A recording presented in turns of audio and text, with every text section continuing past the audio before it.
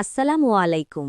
আজ আমি আপনাদের সাথে শেয়ার করব খুব সহজ আর মজাদার আলু দিয়ে গরুর মাংসের ঝোল রান্নার রেসিপি। শুরুতেই একটি প্রেসার কুকারে পরিমাণ মতো সয়াবিন তেল দিয়ে দিচ্ছি। তেল কিছুটা গরম হলে এতে দিয়ে দিচ্ছি কুচি করা পেঁয়াজ। এরপর তেজপাতা, দারুচিনি, এলাচ আর লবঙ্গ দিয়ে সামান্য নেড়ে নেব।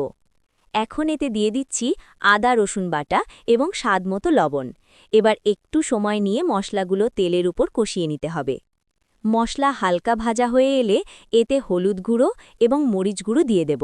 এরপর সামান্য পানি দিয়ে মশলাটা ভালো করে কষিয়ে নেব, যাতে কাঁচা গন্ধ না থাকে।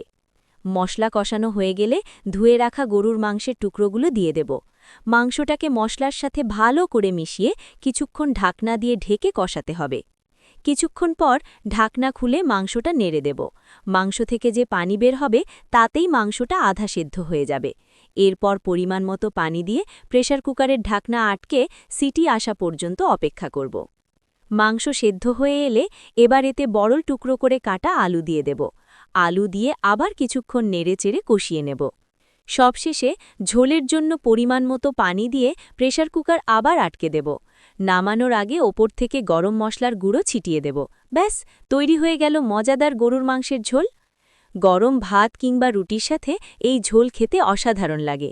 ভিডিওটি ভালো লাগলে লাইক ও শেয়ার করতে ভুলবেন না। ধন্যবাদ।